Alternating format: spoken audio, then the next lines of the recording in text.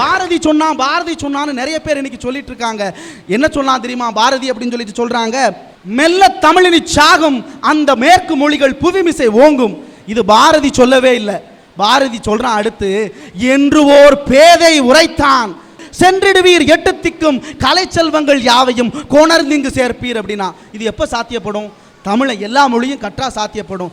இன்னைக்கு இயல் இசை நாடகம்னு மூணா மட்டும் இருந்த தமிழை கணினி தமிழ் விஞ்ஞான தமிழ்னு தமிழை வளர்த்துருக்கானே, இது வளர்ச்சி இல்லையா? இதை இழப்புன்னு சொல்லி சொல்ல முடியுமா? சார், சுதந்திர போராட்ட காலத்துல கொஞ்ச நாள் பாரதி கடையத்துல தலைமறைவா இருக்க வேண்டிய ஒரு சூழ்நிலை. மாத்த துணிக்கு கூட வழி இல்லாம இருந்தான் பாரதி.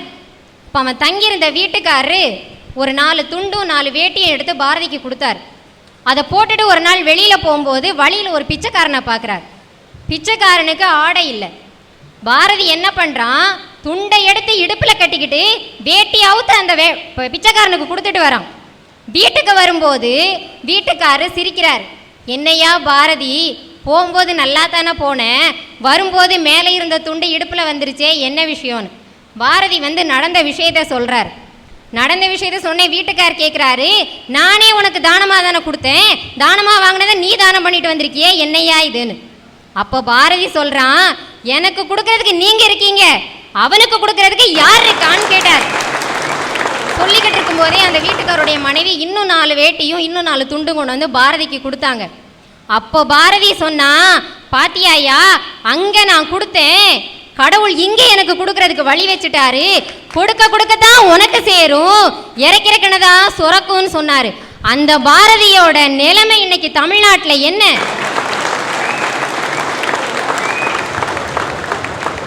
அப்புறம் சார், இந்த ஆங்கில புத்தாண்டு இருக்குல்ல சார், தமிழ்நாட்டில் 190% மக்கள் ஆங்கில புத்தாண்டை கொண்டாடுறாங்க. ஆங்கில புத்தாண்டு டிசம்பர் 31 12 மணிக்கு தொடங்குங்கிறது எல்லாருக்கும் தெரியும். அதே மாதிரி தமிழ் புத்தாண்டு சித்திரை 1ஆம் தேதி தொடங்கும்னு எல்லாருக்கும் தெரியும். ஆனா தமிழ் புத்தாண்டு சித்திரை 1ஆம் தேதி எந்த நேரத்தில் தொடங்கும்னு எத்தனை பேருக்கு சார் தெரியும்? எத்தனை பேருக்கு தெரியுமோ தெரியாது. உதயாதி நாழிகை காலையில் கதிரவன் சூரியன் உதிக்கும் போது 6 மணிக்கு அந்த சித்திரை மாதம் பிறக்கும். ஐயா, நான் தமிழ் உணர்வுள்ளவங்கள சொல்ல வரலைங்கய்யா. ஐயா, அந்த டிசம்பர் 31ஆம் தேதி முழிச்சிருந்து 12 மணிக்கு ஆங்கில புத்தாண்டை கொண்டாடுற நாம ஏன் சித்திரை 1ஆம் தேதி காலையில் 5 மணிக்கே எந்திரிச்சு தமிழ் புத்தாண்டை கொண்டாடக்கூடாது? இந்த நிகழ்ச்சி பார்த்ததுக்கு அப்புறமாவது ஒவ்வொரு தமிழ் உணர்வுள்ள மனுஷனும் கண்டிப்பா சித்திரை 1ஆம் தேதி 5 மணிக்கு எந்திரிச்சு தமிழ் புத்தாண்டை தயவு செஞ்சு கொண்டாடுங்க. ஐயா, இந்த எல்கேஜி யூகேஜின்னு கேள்விப்பட்டிருப்பீங்கய்யா. ஆமா. அதுக்கப்புறம் இந்த பாலா போன ப்ரீ கேஜின்னு ஒன்று கொண்டு வந்துட்டாங்க. ஐயா, தமிழ அந்த காலத்திலே சொல்லி வச்சிருக்கான், 5ல விளையாதுது 50ல விளையாதுன்னு சொல்லிட்டு. இதுக்கு என்ன அர்த்தம்னா, 5 வயசுல தான் ஒரு புள்ள விரலை வளைச்சு எழுதணுயா நோட்டு புத்தகத்துல. ஆனா இன்னைக்கு 2.5 வயசுலயே அந்த பிள்ளைய கொண்டு போய் எழுதி எழுதி எழுதுன்னு உயிர் எடுக்கிறதுனால என்ன ஆகுதுன்னா, அந்த குழந்தை கொஞ்ச காலத்திலேயே விரல் வலிக்குதுன்னு சொல்லுது. உலக்கை எடுத்து இடிச்சு உமி எடுத்தவங்க கையிலெல்லாம் வலி வரல அந்த காலத்துல. இன்னைக்கு ஒத்த பேனா பிடிச்சி 10 நிமிஷம் எழுதுறதுக்குள்ளேயே கை வலி வந்துருது. எதனால? இந்த எல்கேஜி யூகேஜி ப்ரீகேஜின்னு அந்நிய மோகத்துக்கு நம்ம அடிமையானதுனால வந்த விபரீதம் தானே இதெல்லாம். இந்த சபையிலே நான் ஒரு வேதனையான ஒரு விஷயத்தை பதிவு செய்ய ஆசைப்படுகிறேன். விது என்ற ஒரு இளைஞன் தேனி பக்கத்தில் இருக்கக்கூடிய பண்ணைபுரம் அப்படிங்கிற கிராமத்தை சார்ந்தவன். +2ல் அவன் 83% மார்க் எடுத்திருக்கான். 1023 மார்க். அவன் தமிழ் வழி கல்வியில் படிச்சிருக்கான். அவன் இன்ஜினியரிங் காலேஜ் போய் பிஇ போய் சேர்றான். குன்றத்தூர் பக்கத்தில் இருக்கக்கூடிய ஒரு காலேஜில். அந்த இளைஞன் ஃபர்ஸ்ட் செமஸ்டர் ரிசல்ட் வருது. அவன் இறந்து போகிறான், தற்கொலை பண்ணி செத்து போகிறான். அவன் ஒரு கடிதம் எழுதி வைக்கிறான், ரொம்ப வருத்தத்தோடு எழுதி வைக்கிறான். இங்கு உயர்மொழி கல்வி அத்தனையும் ஆங்கிலத்தில் இருக்கு. நான் தமிழ் மீடியத்தில் படித்து வந்தேன், எனக்கு இங்கிலீஷ் புரியல, இங்கிலீஷில் என்னால் படிக்க முடியல, நான் அதனால் தற்கொலை பண்ணி போகிறேன். இனிமேலாவது உயர்மொழி கல்வியை தமிழில் செய்யுங்கன்னு சொல்கிறான். இந்த சபை மூலமாக நான் ஒரே ஒரு வேண்டுகோளை வைக்கிறேன், தயவு செய்து உயர்மொழி கல்வியை தமிழில் வையுங்கள் என்று. நானும் 12ஆம் வகுப்பு வரைக்கும் தமிழ் வழி கல்வியில் தான் படித்தேன். நான் இப்போ பிஃபார்ம் படிச்சிருக்கேன். பிஃபார்ம்லேயே எல்லா சப்ஜெக்டும் இங்கிலீஷில் தான் இருந்தது. ஒரு பையனுக்கு படிக்கணும்னா மொழி பிரச்சனை கிடையாது, ஆங்கிலமா தமிழாங்கன்னு அவன் பார்க்கக்கூடாது. அவனுக்கு படிக்கணுங்கிற ஒரு வெறியும் தன்னம்பிக்கையும் தான் இருக்கணுமே தவிர ஆங்கிலத்தில் இருந்தால் நான் படிக்க மாட்டேன்னு சொல்லி தற்கொலை பண்ணுறது கோழத்தனம். சபாஷ். அப்புறம் மாவீரன் நெப்போலியன் எல்லாருமே கேள்விப்பட்டிருப்பீங்க. மாவீரன் நெப்போலியன் பல சாம்ராஜ்யங்களை கட்டி ஆண்ட ஒரு மாவீரன். அவருக்கு ஒரு தீராத வயிறு வலி இருந்துச்சு.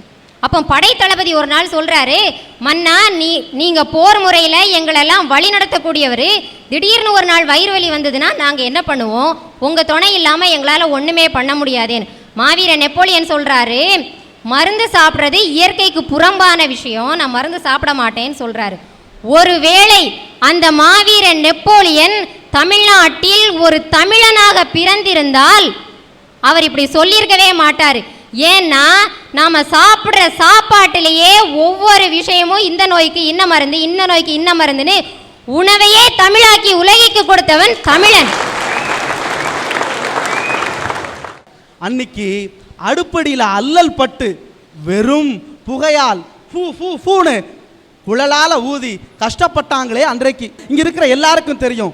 இன்னைக்கு சமையல் கட்டையை நாம பெட்ரூம் அளவுக்கு அழகா வச்சிருக்கோமே சார். ஒரு சுவிட்சை தட்டுனா எல்லாம் வருது. இது வளர்ச்சி இல்லையா? பெண்களுக்கு எவ்வளவு பெரிய சுதந்திரத்தை இது தந்திருக்கு. இதை இழப்புன்னு சொல்லி சொல்ல முடியுமா?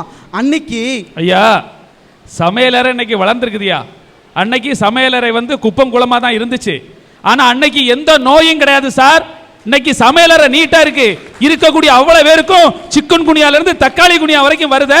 இதுக்கு இவங்க வளர்ச்சி என்ன பதில் சொல்லுது சார்? ஐயா அன்னைக்கும் சிக்கன் குனியா உண்டு, அவர் சொல்ற தக்காளி குனியா உண்டு. என்ன வியாதினே தெரியாம ஆத்தா தூக்கிட்டு போயிட்டா, மாடு தூக்கிட்டு போயிட்டுன்னு சொல்லி செத்துட்டு போயிட்டு இருந்தவனுக்கு இன்னைக்கு மருத்துவத்தை சொல்லி எல்லாருக்கும் மருந்து கொடுக்கிறோமே, இது வளர்ச்சி இல்லையா சார்? எல்லாருக்கும் பூண்டு தெரியும் நினைக்கிறேன். பூண்டு சாப்பிட்டா இந்த நோய் வராது அந்த நோய் வராதுன்னு அந்த காலத்திலேயே நம்மால் சொல்லி வச்சிருக்கான். ஆனால் அப்போல்லாம் யாரும் அதை கண்டுக்காமல் விட்டாங்க. இப்போ என்ன பண்ணாங்கன்னா பிரிட்டனில் ஆராய்ச்சி பண்ணி பூண்டோட மகத்துவத்தை சொல்லியிருக்காங்க. இந்த பிபிக்கு சாப்பிட்ற மாத்திரை சாப்பிடும்போது அந்த மாத்திரையை சாப்பிட்டா அடுத்த 3வது நிமிஷம் அந்த எஃபெக்ட் வந்துடுதுன்னு சொல்கிறாங்க. ஆனால் பூண்டு சாப்பிட்டா அடுத்த நொடியே அதே செயல்பாடு வருதுன்னு இப்போ ஆராய்ச்சி பண்ணி கண்டுபிடிச்சிருக்காங்க. அதுக்கப்புறம் நம்மால் எல்லாம் பூண்டை சாப்பிட ஆரம்பிச்சிருக்கான். நான் தெரியாம தான் கேட்குறேன், தலப்பா கட்டின தமிழா சொன்னா நீங்களாம் கேட்க மாட்டீங்க, கோட்டை சூட்டு போட்ட வெள்ளக்காரன் சொன்னா தான் கேட்பீங்களா? அப்புறம் மிகச்சிறந்த கிருமி நாசினி மஞ்சள், அடுத்து வேப்பலை. இந்த ரெண்டுக்கும் அவ்வளவு மகத்துவம் அன்னைக்கே தமிழை சொல்லி வச்சிருக்கான். ஆனால் அப்பெல்லாம் அதை நம்ம கேட்கல, விட்டுட்டோம். அமெரிக்காக்காரன் பார்த்தான், மஞ்சள்லையும் வேப்பிலையும் இவ்வளோ பயன்பாடு இருக்குன்னு அவன் எடுத்துகிட்டு போய் அவன் ஆராய்ச்சி பண்ணி அதுக்கு காப்புரிமையும் வாங்கிட்டான். இதுக்கப்புறம் தான் ஆஹா நம்மக்கிட்ட இருந்த பெரிய சொத்தை இன்னைக்கு விட்டுட்டோமே, அவன் அன்னைக்கே கொத்திக்கிட்டு போயிட்டானேன்னு சொல்லிட்டு இன்னைக்கு மஞ்சளுக்கும் வேப்பிலைக்கும் காப்புரிமை வாங்குறதுக்கு அமெரிக்காக்காரன் பின்னாடி நாய் மாதிரி லோன்னு அலையிறோமே. ஐயா முதல் மரியாதை படம் பார்த்துருக்கீங்கல்ல, அதுல ஒரு பாட்டு வரும் ஐயா, காதலனுக்கும் காதலிக்கும் அழகான ஒரு பாட்டு. காதலி காதலனை பார்த்து கேட்குறா, மல்லு வேட்டி கட்டி இருக்கு அது மேல மஞ்ச என்ன ஒட்டி இருக்கு. அதுக்கு அவன் சொல்றான், முத்தழகி கட்டி பிடிச்சு முத்தங்கொடுத்த மஞ்ச ஒட்டிக்கிருச்சு. இன்னைக்கு நிலைமை என்ன தெரியுமா? ஒட்டுறதுக்கு மஞ்சளும் இல்லை, ஒட்டிக்கிறதுக்கு வேட்டியும் இல்லை. இந்த பக்கம்லாம் கண்ட கிரீமை பூசிட்டு திரிகிறாங்க, இந்த பக்கம்லாம் பேண்ட்டை மாட்டிட்டு திரிகிறாங்க. ஐயா என்ன கிரீமை போட்டாலும் உங்க கலர் மாறாதுன்னு விஞ்ஞானபூர்வமாக நிரூபிச்சிருக்காங்க. ஆனாலும் நம்ம ஊர் கருப்பாய் அக்காங்கெல்லாம் வெள்ளைக்காரச்சி ஆகணும்னு கிரீமை பூசிட்டு திரிகிறாங்களே, இது இந்த அந்நிய மோகத்தினால வந்த விளைவு தானங்கய்யா. ஐயா நான் பேச ஆரம்பிக்கும் போது எல்லாரும் ஒரு எதிர்பார்ப்போட இருந்திருப்பாங்க.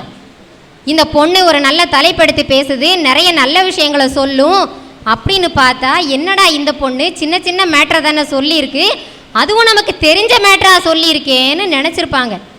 எல்லாருக்கும் நான் ஒன்று சொல்கிறேன், சின்ன சின்ன விஷயங்கள் சந்தோஷத்தை கொடுக்கும், ஆனால் சந்தோஷம் என்பது சின்ன விஷயம் அல்ல. +2 மட்டுமே படிச்சுட்டு என்ஜிஓவா இருக்கக்கூடிய இளங்கோ என்ற ஒரு இளைஞன் இந்த மண்ணின் தெருக்கூத்து கலையை, நாடக கலையை, கரகாட்டத்தை, ஒயிலாட்டத்தை, மயிலாட்டத்தை, இந்த கிராம பாரம்பரிய கலைகளை மறக்காமல் நாடெங்கும் வளர்த்து அதில் எங்கே பார்த்தாலும் நிகழ்ச்சி நடத்தி அதில் நாட்டில் மரம் வளர்ப்போம், இந்த நாட்டில் குடும்ப கட்டுப்பாடு வேண்டும் என்று அரசுடைய நல்ல கொள்கைகளை எடுத்து சொல்லக்கூடிய அளவு நிகழ்ச்சியில் நடத்திக்கிட்டு இருக்கார். இவரை போன்றவர்கள் இருக்கின்ற காரணத்தால் தான் இன்றைக்கும் தெருக்கூத்து மறையாமல் இருக்கிறது, நாடகக்கலை மறையாமல் இருக்கிறது, இன்றைக்கும் கரகாட்டம் ஒயிலாட்டம் என்று இந்த மண்ணின் மனத்தை சொல்லக்கூடிய கலைகள் மறையாமல் இருக்கிறது. இந்த இளங்கோவை போன்றவர்களை மனதார பாராட்டுகிறோம்.